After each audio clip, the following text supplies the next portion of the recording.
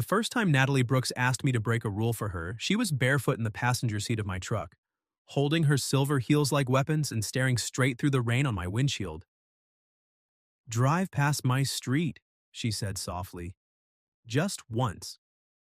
I should have asked why. A normal man would have asked why.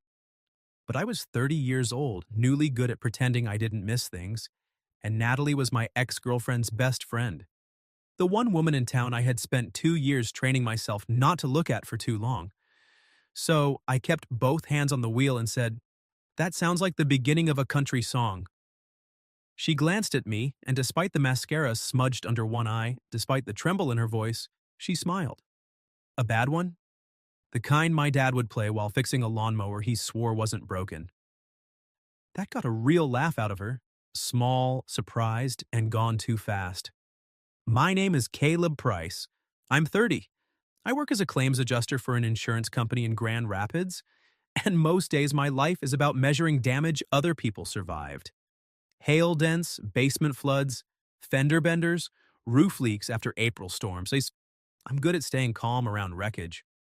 Romantic wreckage, less so. 2 years earlier, my relationship with Brianna Cole had ended in a quiet, humiliating way.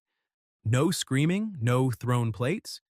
Just one dinner where she looked at me across a plate of untouched pasta and said, "You're a good man, Caleb. I just don't think you're my man." There are sentences that sound gentle until they live in your chest. After that, I learned to be polite. Polite at grocery stores. Polite at mutual friends' weddings. Polite when Brianna started dating a guy named Logan who wore expensive watches and said networking like it was a moral virtue. And especially polite to Natalie. Natalie had been Brianna's best friend since college. She was a graphic designer, 29, sharp as a paper cut when she wanted to be, and the kind of woman who could make a room warmer without trying. Dark curls, quick hands, eyes that noticed too much.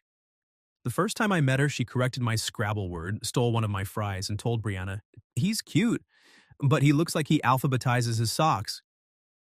I did not alphabetize my socks. I sorted them by color, like a civilized person. For 2 years, Natalie and I stayed in the safe lane. Friendly, funny, nothing that could be used against either of us at brunch. She sent me a meme once when my favorite baseball team blew a 9-run lead. I liked one photo of her dog wearing a Halloween lobster costume. That was the entire scandal. Until Brianna's engagement party. That was where the night started going sideways. The party was at a renovated warehouse downtown, all exposed brick and tiny appetizers that tasted like expensive air. I almost didn't go, but Brianna had texted me personally. It would mean a lot if there were no weird feelings. That was Brianna's gift. She could ask you to attend your own emotional funeral and make it sound like a maturity exercise. So I went. I wore a navy blazer. I brought a bottle of bourbon for Logan. I shook hands. I smiled. I let people admire how well adjusted I seemed. Then I saw Natalie near the bar. She wore a green dress that made me forget every sensible thing I had planned to think. Not flashy, not desperate, just soft around the shoulders, fitted at the waist, and somehow unfair under those amber lights.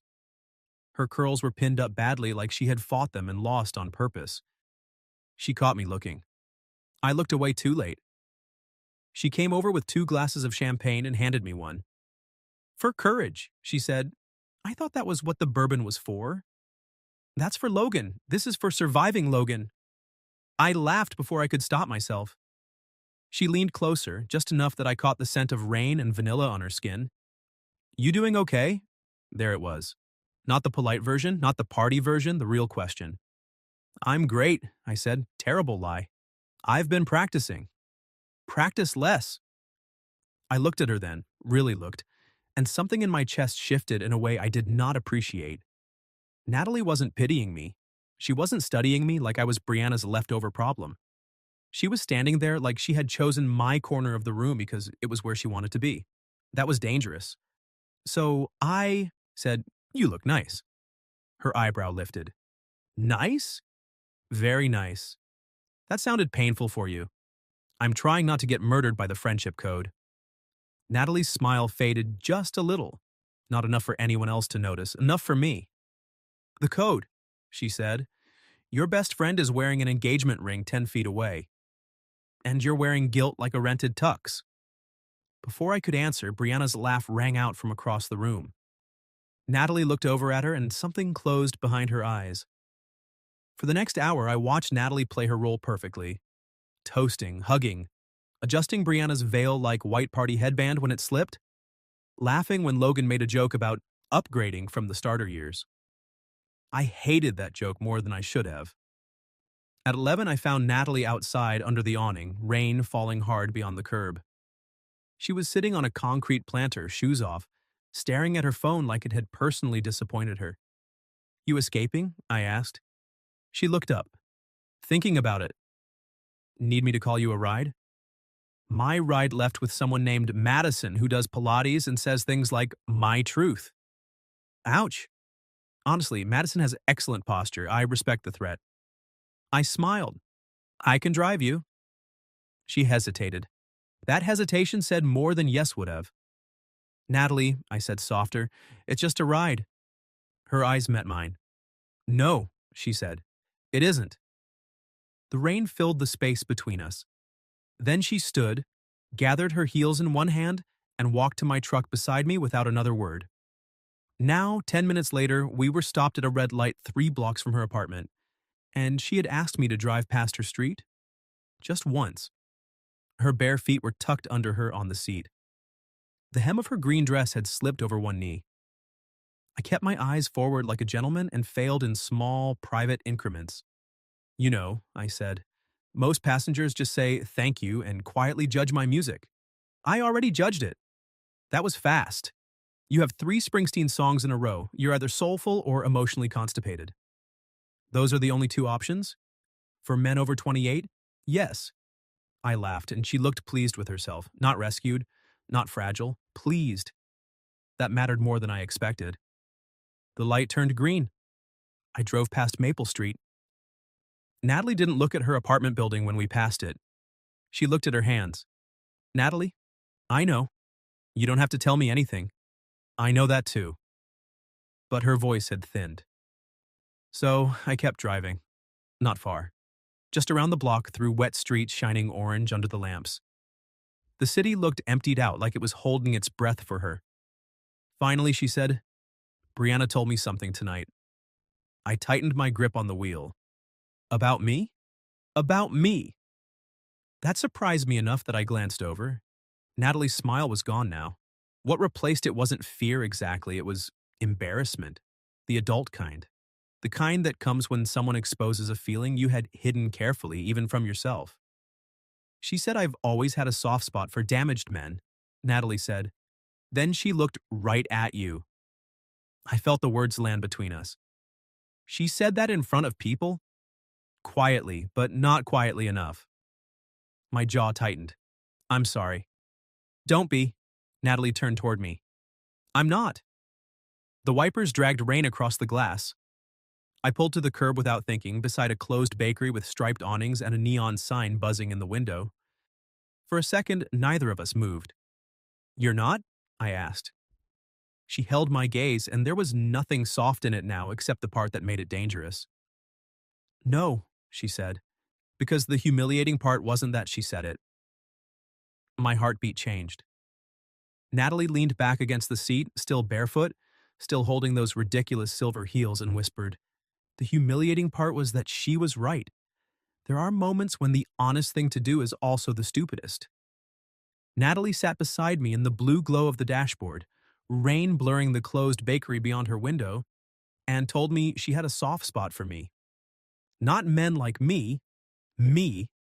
I could have laughed it off. I could have driven her home. I could have done the decent, careful thing and pretended she hadn't just handed me a lit match in a room full of old feelings. Instead, I said, "How long?" Her lips parted a little. Then she looked down at her heels. "That's your follow-up question?" "I'm not proud of it." "You should have asked if I was okay." "I'm getting there." A smile flickered across her face, but it didn't last. Long enough that I hated myself for it. Something in me went very still. "Natalie." "No, don't do the concerned voice." She pointed one silver heel at me. "I cannot survive the concerned voice." "What voice would you prefer?" "Something arrogant. Maybe mildly flirtatious." You're better at that when you're pretending you aren't. I stared at her. She stared back. Then, impossibly, we both laughed. The sound loosened something in the truck, not fixed it, not made it simple, just made room for breath. I shifted in my seat to face her more fully. I never wanted to make your life complicated. You didn't. Come on. You existing near me in flannel made my life complicated, Caleb. That's not legally actionable. I looked out at the rain because looking at her was becoming a decision. You were Brianna's best friend. I know. And I was with Brianna. I know that too. So I put you in a box. A box? A safe one. Her voice softened. What kind of box? The kind where I didn't notice how you laughed with your whole face, or how you always checked if people on the edge of a conversation wanted in, or how you got quiet whenever someone mistook kindness for weakness. When I looked back, Natalie wasn't smiling. Her eyes were bright. That's a very specific box, she whispered. I built it poorly. The rain tapped the roof. My truck smelled faintly of leather, coffee, and her vanilla perfume. She was close enough that if I reached out, my fingers could have brushed the damp curl stuck near her jaw. I didn't. Not yet. Natalie set her heels on the floorboard. I need to say something, and then you can take me home and we can both decide this was champagne and poor lighting. I'm listening. I didn't want you because you were Brianna's. I didn't sit there pining like some villain in a cardigan. I never thought that. You might after tonight. No. She swallowed. I liked you because you remembered my dog's name. Because when Brianna forgot my gallery opening, you showed up with a gas station bouquet and said you were representing the household. Because you never made me feel like I had to be shinier to be worth noticing. I remembered that night. Natalie standing beside her prince in a tiny white gallery, pretending not to scan the door. Brianna had been too swamped. I'd gone because I'd felt bad. Or that was what I'd told myself. You wore red lipstick, I said. Her breath caught. I gave a helpless shrug. Apparently the box had windows. That did it. Natalie laughed, but this time she covered her face with both hands. God, I hate this, she said through her fingers. You're being charming at the worst possible time. I can stop. Don't you dare. The words landed warm. I reached over slowly, giving her every chance to pull away, and touched her wrist. Just 2 fingers against her skin. She lowered her hands. The contact was small, almost nothing. But Natalie looked at where I touched her like it was a sentence she'd been waiting years to read. I'm not damaged, I said quietly. I know. Brianna leaving hurt. But I'm not a charity project. Her gaze snapped to mine. If you think I want to fix you, you have severely overestimated my patience. That made me smile. I want you, she said, and the smile disappeared from both of us, which is inconvenient, badly timed, and possibly friendship ending. But it is not pity. My thumb moved once over the inside of her wrist. Her breath shivered. There it was, the point where the road split. Behind us, safe history, clean excuses, everyone else's comfort. Ahead, Natalie looking at me like she would rather face the consequences than keep pretending. I leaned closer. She did too, not much. Just enough that the air changed. My phone buzzed in the cup holder. We both froze. It buzzed again. Natalie closed her eyes. If that is a weather alert, I'm suing the atmosphere. I glanced down. Brianna. Of course. Her name glowed on my screen like a warning label. Natalie saw it. Her face changed before she could stop it, the softness tucking itself away. You should answer, she said. I don't want to. That's not the same as shouldn't. The phone went silent. Then a text appeared. Is Nat with you? Another followed. She left upset. Please don't make this weird. I huffed a humorless laugh. Natalie's mouth twisted. There it is. I picked up the phone, typed, and showed Natalie before sending. She's safe. I'm taking her home. Natalie read it. Very noble, very boring. What would you prefer? She took the phone from my hand. Her fingers brushed mine, and that tiny contact should not have felt like theft. She added one word. Eventually. Then she sent it. I stared at her. Natalie handed the phone back, chin lifted, cheeks pink. What? I'm upset. My judgment is compromised. I should have been worried. I was. A little. Mostly I wanted to kiss her. Instead, I said, "Are you hungry?" Her eyes narrowed. That is the least romantic pivot I've ever heard. I do better with pancakes. Do you? I'm emotionally available in diners. She looked at the rain-slick street, then at me. Caleb Price, are you asking me on a midnight almost date to avoid kissing me in a parked truck? Yes. Coward. Absolutely. Her smile returned, slow and real. Fine. But I'm ordering fries and you're telling me one embarrassing childhood story. Only one? I'm not easy, Price. Earn the sequel. So I drove us to Dot's Diner, the only place still open with coffee strong enough to qualify as a dare. Natalie walked in barefoot, heels dangling from her fingers, and the waitress didn't blink. We took a booth by the window, rain striped the glass. A jukebox in the corner played something old and scratchy. Natalie stole fries off my plate before her own food arrived. You know, I said, this is consistent behavior from you. I believe in traditions. You stole my fries the day we met. I was testing boundaries. And? You passed. She dipped the fry in my ketchup. You looked offended, but let me live. I'm generous. You're cautious. The word should have stung. Somehow from her, it felt like an invitation. I leaned my forearms on the table. Maybe I'm tired of being cautious. Natalie's teasing expression faded into something quieter. Under the table, her bare foot brushed my ankle. Maybe accidental. Then it happened again. Not accidental. My pulse kicked hard. Natalie, I said. She looked at me over the rim of her coffee mug. Yes? You're playing with fire. No, she said. I'm checking if you're warm.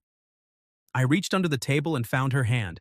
Her fingers slid between mine immediately, no hesitation, no joke. For a few minutes, we sat like that while the rain fell and our plates cooled, holding hands beneath the diner table like teenagers with adult consequences waiting outside. Then Natalie squeezed my hand once. Take me home after this, she said softly. I nodded, though something in me sank. She noticed. Of course she did. And walk me to my door, she added. Hope rose so fast it was embarrassing. Her thumb traced my knuckle. I'm not inviting you in, Caleb. I didn't ask. I know. Her smile was shy now, and it wrecked me. I just don't want the night to end with me running away. So after pancakes, fries, and one story about me crying during a third-grade magic show because the rabbit looked stressed, I drove her home. At her building, the rain had softened to mist. I walked beside her up the steps, close, but not touching. At her door, she turned. For once, Natalie seemed nervous. I meant what I said, she whispered. So did I. You didn't say much. I stepped closer. I noticed you, Natalie, even when I pretended not to. Her eyes searched mine, then she rose on her toes and kissed my cheek. Not my mouth. My cheek. But her lips lingered, warm and deliberate, just beside the corner of mine. When she pulled back, I forgot how to be careful. Natalie. Yes? I'm going to want more than that. Her smile trembled. Good, she whispered. So am I. Then she slipped inside, leaving me in the hallway with rain on my shoulders and her vanilla scent on. My skin. My phone buzzed before I reached the stairs. Brianna again. We need to talk. Tonight. I stared at Brianna's text in Natalie's hallway until the motion light clicked off and left me standing in the dark like a guilty man. We need to talk. Tonight. 2 years ago, those words would have cracked me open. I would have called before I reached my truck. I would have mistaken urgency for importance and let Brianna set the weather inside my chest. Now I looked at Natalie's closed apartment door. Behind it, I heard a soft thump, then a muffled, ow! I smiled, despite myself. My phone buzzed again. Caleb, please? I typed back with my thumb. Not tonight. 3 dots appeared immediately. I didn't wait for the reply. I slipped my phone into my pocket and knocked once on Natalie's door. Silence, then her voice, cautious. Did you forget something? Yes. The door opened 6 inches. Natalie had changed into an oversized gray sweatshirt, her curls loose around her shoulders, one knee bare where sleep shorts peeked beneath the hem. She looked less like the woman from the party and more like the truth of her. "What?" she asked. "My courage." Her lips parted. I braced one hand on the doorframe, not crossing the threshold. Brianna texted. The softness left her face in an instant. Of course she did. I told her not tonight. You did? I did. Natalie studied me like she was checking for cracks in the story. Why? Because 5 minutes ago you kissed my cheek and told me you wanted more. I'd rather think about that. Color rose in her face. That was a strategic cheek kiss. Highly effective. I was being restrained. I noticed. It was devastating. Her mouth twitched. You came back to flirt in my hallway? No. I swallowed, suddenly less smooth than I wanted to be. I came back because I didn't want you to think a text from her still gets to decide where I go. The playfulness faded. Natalie opened the door wider. For a second, I thought she might invite me in. Instead, she stepped out into the hall and pulled the door nearly closed behind her, choosing the space between public and private. Choosing careful. Choosing me anyway. I don't want to be a reaction, she said. You're not. I don't want to be the girl you kiss because your ex got engaged. You're not. I don't want to lose my best friend and find out I was just a bad night for you. That one hit deeper. I moved slowly, giving her room to step away. She didn't. You are not a bad night, I said. You're the first honest thing that's happened to me in a long time. Her breath caught, and I realized then that Natalie's bravado had limits. She could tease, steal fries, send dangerous texts from my phone. But being wanted plainly made her look almost afraid, so I told her the plainest thing I had. I want to take you out. Her eyes lifted to mine. A real date, I said. No rain, no engagement party, no hiding behind pancakes unless pancakes are your choice. They might be. Then formal pancakes. A laugh escaped her, wet at the edges. And if you say yes, I continued, it won't be because of Brianna, it'll be because I want to sit across from you when there's no crisis. Because I want to learn what you order when you're not emotionally compromised. Because I want to hold your hand where people can see it, if you'll let me. Natalie blinked fast. You rehearsed that? She whispered. No, I'm as surprised as you are. She looked down, smiling in spite of herself. Then she reached for the front of my shirt and fisted the fabric lightly, just enough to pull me one step closer. I'm going to say yes, she said. But I need you to understand something. Okay. If this happens, I'm not sneaking around like I'm doing something shameful. No. And I'm not competing with a ghost version of your old relationship. There's no competition. Her gaze sharpened. Don't be noble if you mean scared. God, she was something. I'm scared, I admitted, but I'm still here. Her fingers tightened in my shirt. The hallway seemed to shrink around us. The hum of an old fluorescent light. The faint smell of laundry soap from somewhere downstairs. Natalie close enough that I could see the tiny freckle near her lower lip. She noticed me, noticing. Caleb, she said, softer than before. Yeah? If you're going to kiss me, don't make it a committee decision. That was all the permission I needed. I cupped her face with one hand and kissed her. Not like an accident, not like an apology, like a choice. Natalie went still for half a heartbeat, then rose into me with a sound so quiet I felt it more than heard it. Her hand slid from my shirt to my shoulders. Mine found her waist, the soft bulk of her sweatshirt bunching under my fingers as I drew her closer. The kiss deepened slowly, sweet and stunned. There was no party noise, no old loyalty standing between us, no careful joke to hide behind. Just Natalie's mouth warm under mine, and the startling certainty that I had been walking past this door in my life for years. When we broke apart, she kept her forehead against my chin.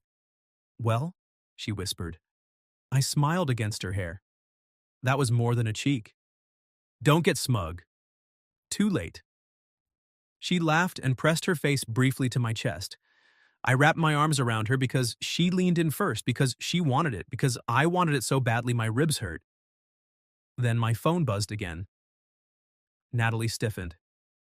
I didn't reach for it. After a second, she tilted her head back. Aren't you going to look? No. What if it's important? It probably feels important to Brianna. Natalie's eyes searched mine. I added, but I'm not leaving this moment to go manage hers. That did something to her. I saw it land. Her shoulders eased, her hand slid down my arm until her fingers found mine. Your phone is going to be a nightmare tomorrow, she said. Probably. My group chat is going to become a crime scene. I'll send flowers. To the chat? To the survivors. She smiled, then grew serious. I should talk to Brianna before this gets around. I know. I don't even know what this is yet. I lifted our joined hands. This is a date pending scheduling. A bureaucratic romance. Hot. I can create a shared calendar invite. Say that again, and I'll take back the kiss. You wouldn't. No, she admitted. But I'd make you earn the next one. The next one. 2 words and I was done for. I squeezed her hand. Tomorrow night? She hesitated. Too soon? Yes? Too late? Also yes.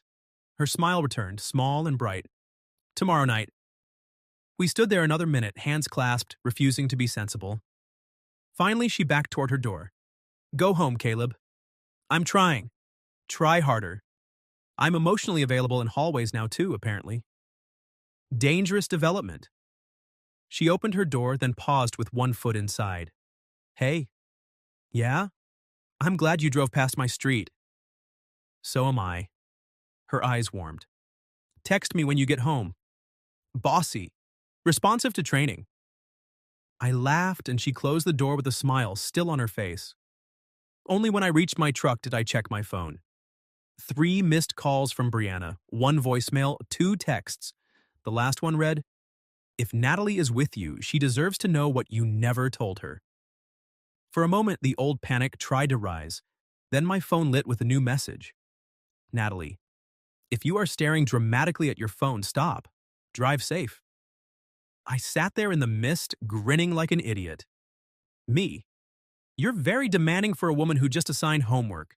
Natalie, you liked it. Me? I liked you. The typing bubble appeared, vanished, appeared again.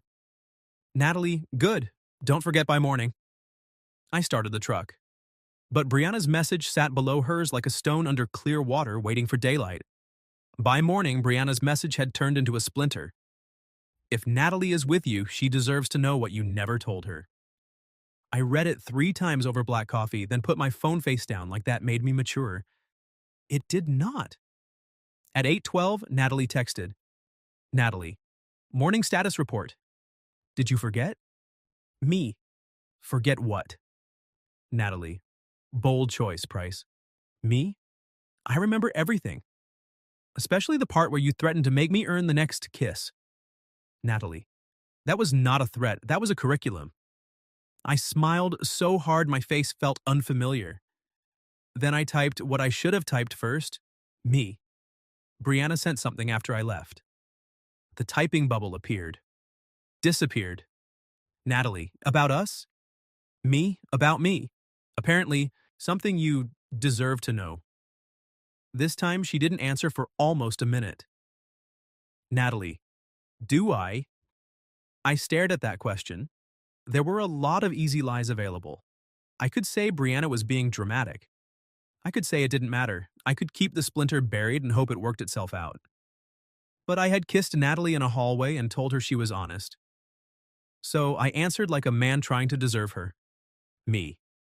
Yes, but I want to tell you in person. Natalie. Is it terrible? Me. I don't think so, but I hated myself for it at the time. Natalie. Caleb. Me.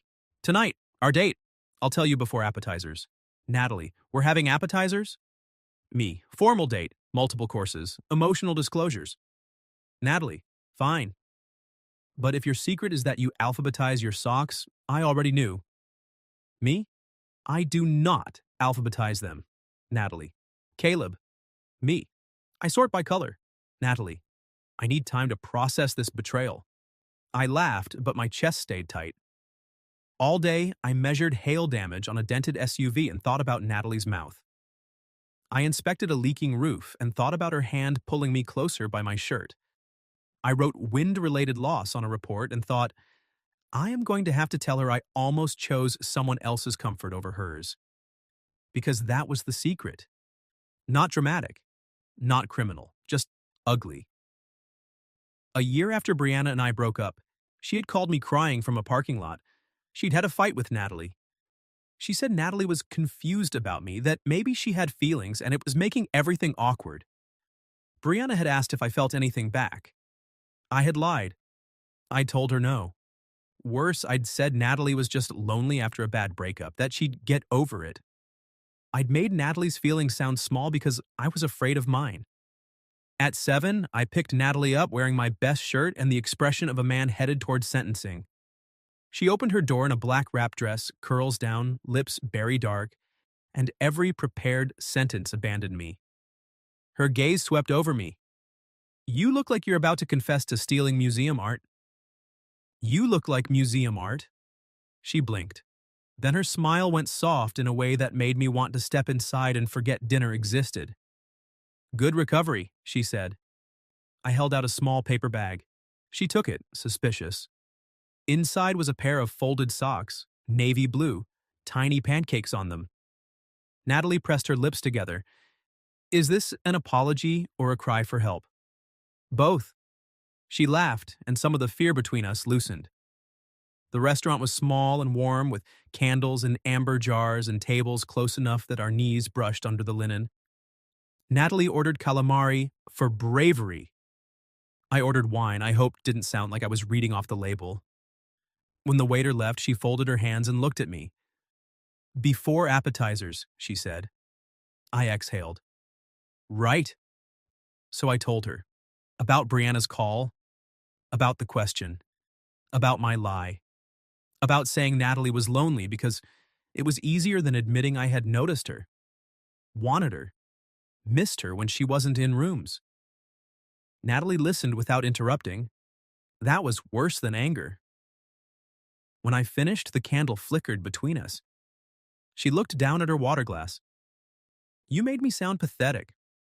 I know. To her. Yes. And to yourself. That one slid between my ribs. I nodded. Yes. Natalie's jaw worked slightly, like she was holding back the first 5 things she wanted to say. I wondered why Brianna got colder with me that year. I thought I had done something obvious. I'm sorry. I hate that you hurt me before you ever touched me.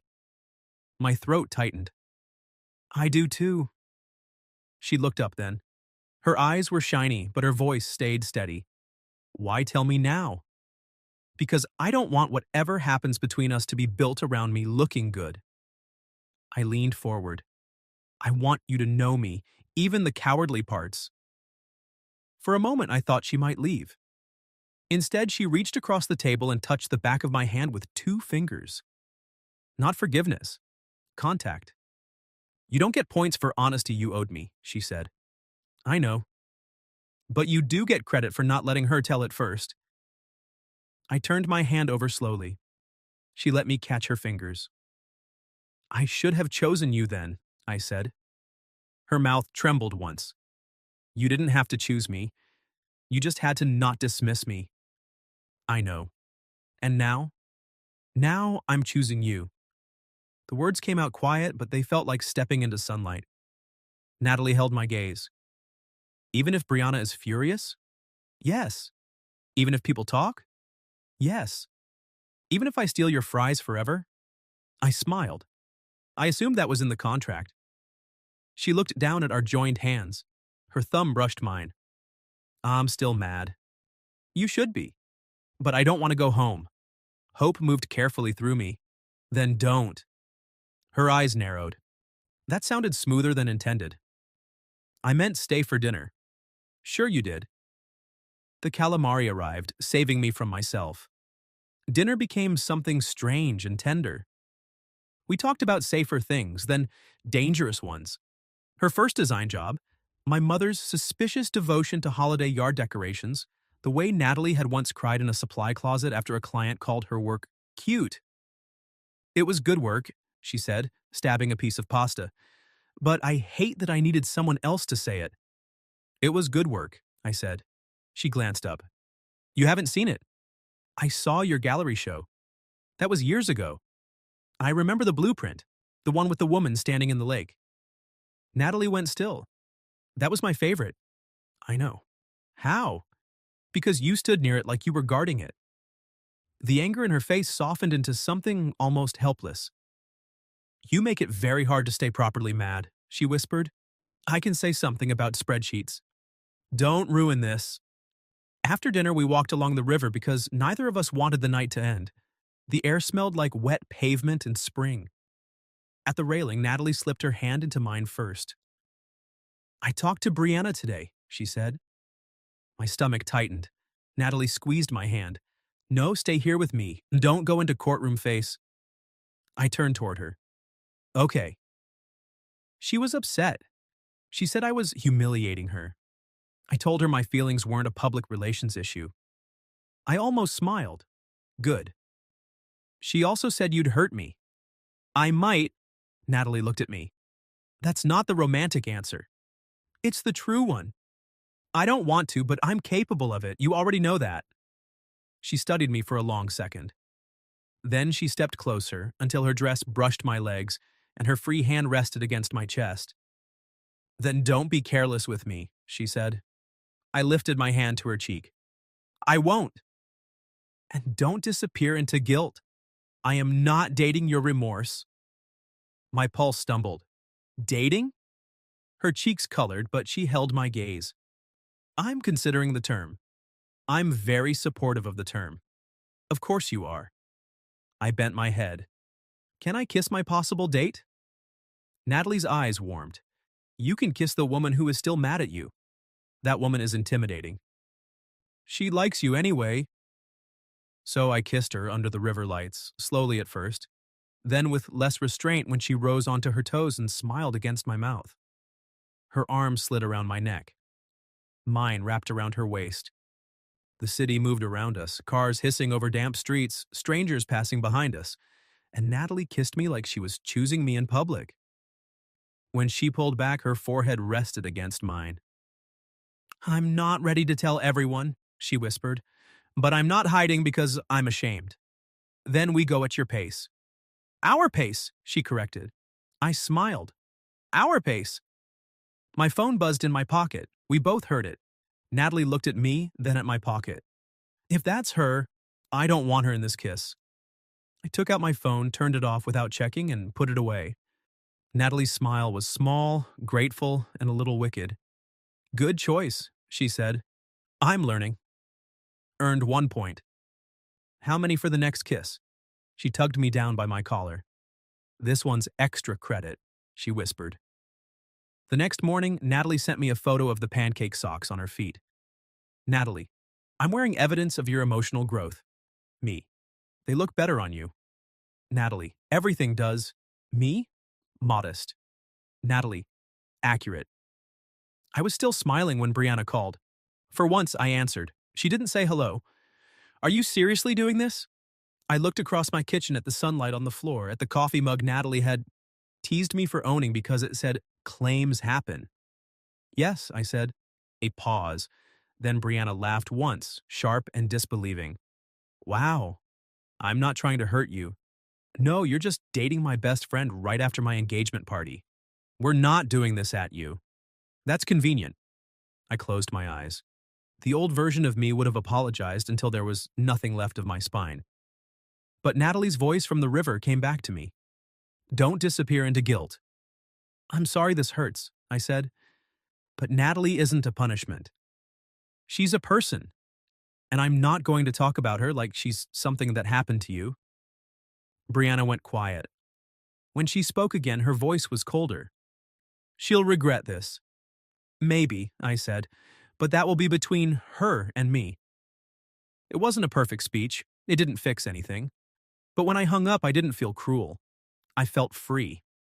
That evening, Natalie and I met at a bookstore cafe because she said public places encouraged responsible emotional pacing.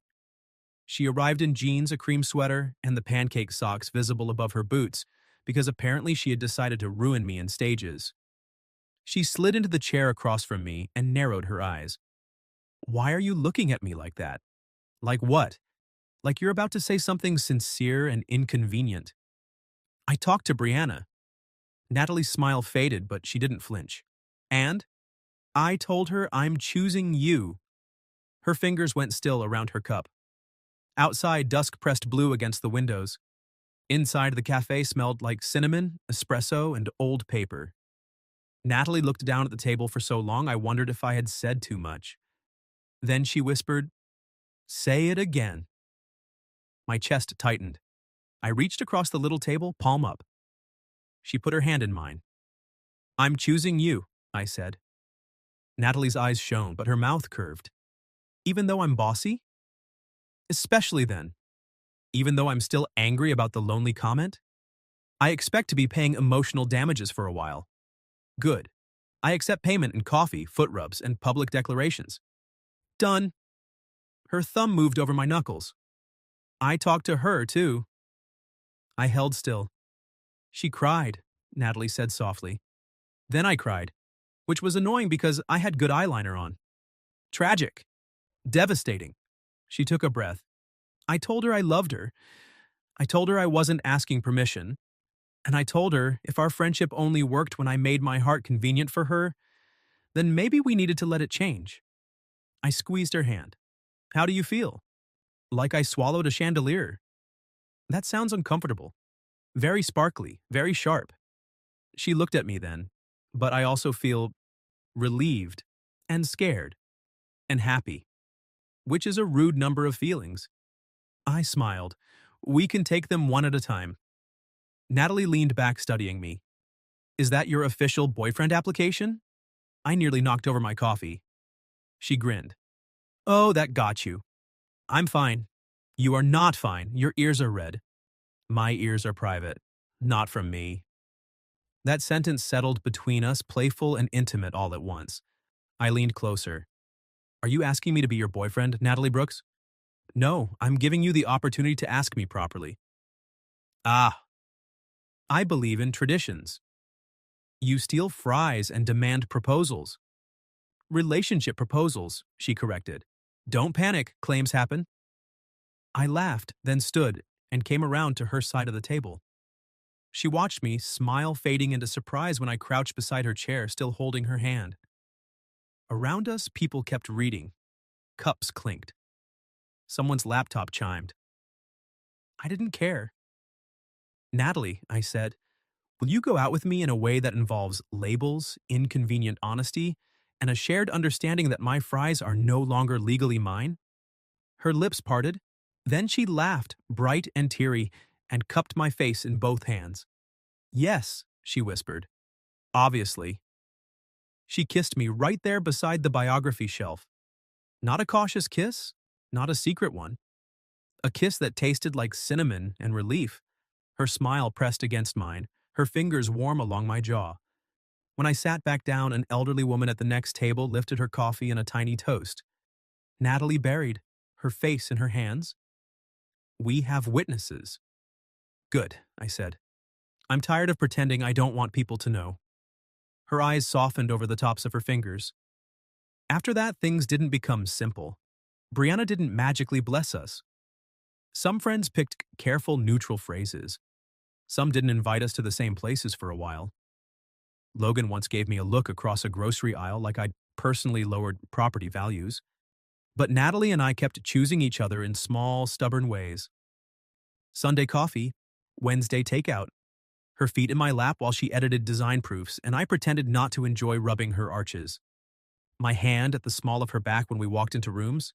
Her voice in my kitchen saying, "Your sock drawer is a cry for help," before reorganizing it badly on purpose. 3 months later, Brianna asked Natalie to meet for lunch. Natalie went. She came back quiet, then crawled onto my couch and tucked herself under my arm.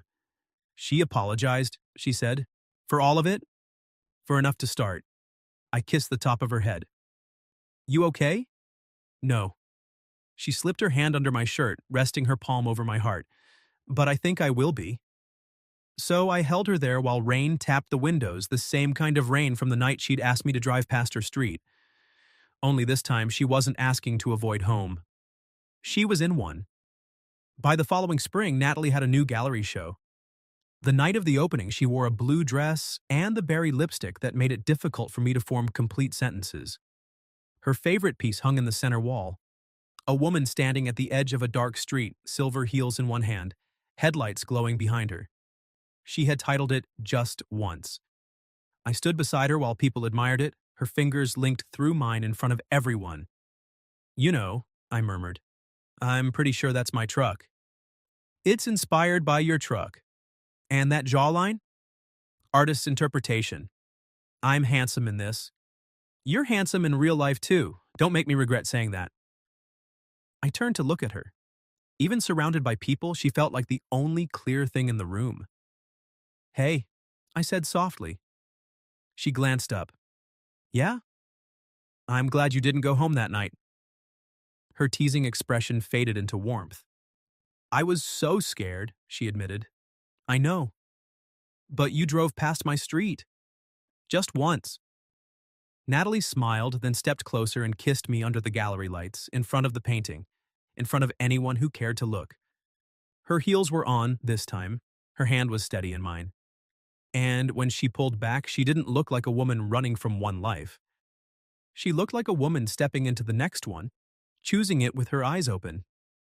What would you have done if your ex's best friend got into your car after a party and softly asked you to drive past her street just once? Have you ever experienced something similar?